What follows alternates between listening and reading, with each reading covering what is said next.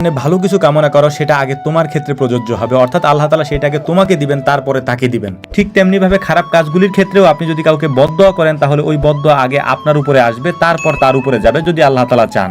যেহেতু আমি একজন প্র্যাকটিসি মুসলিম, যে কারণে এই বিষয়গুলি আমি খুব ভালোভাবে পালন করার চেষ্টা করি এবং মানিও। আমি কখনো কারো মন্তব্যের উত্তর দেই না। এটার কারণ হচ্ছে আমি যখন বুঝতে পারি যে এই লোকটা নেগেটিভ মাইন্ডের, অর্থাৎ তার মাথার মধ্যে সবসময় নেগেটিভ চিন্তা ভাবনা ঘুরে, পজিটিভ কিছু সে চিন্তা করে না, তখন আমি আস্তে আস্তে তার থেকে দূরে সরে যাই। এটা আমি মনে প্রাণে বিশ্বাস করি। আপনি যদি কথার মাধ্যমে কাউকে কষ্ট দিয়ে থাকেন অথবা তাকে যদি কোনো বাজে মন্তব্য করে থাকেন, আল্লাহ তাআলা কিয়ামতের দিন এটার জন্য আপনার কাছ থেকে আলাদাভাবে হিসাব নেবেন। কারণ এটা হক্কুল ইবাদ তথা বান্দার হক। বান্দার হক যদি বান্দা ক্ষমা না করেন তাহলে আল্লাহ তাআলাও এটা ক্ষমা করবেন না। তো যাই হোক, আলহামদুলিল্লাহ, ঢাকা থেকে এক ভাই এসেছিলেন। ওনার মূলত 500 কোয়েল পাখির অর্ডার ছিল আমাদের কাছে, তো উনি সেটাই নিতে এসেছিলেন। তো ওনার কোয়েল পাখিগুলি আমরা আমাদের যে ক্যারেটগুলি আছে সেই ক্যারেটগুলির মধ্যে সুন্দর করে দিয়ে দিয়েছি। এখন এই কোয়েল পাখির খাঁচাগুলি আমরা এই ভ্যানের উপরে তুলে দেবো এবং এখান থেকে ওনারা এইগুলিকে নিয়ে যাবেন।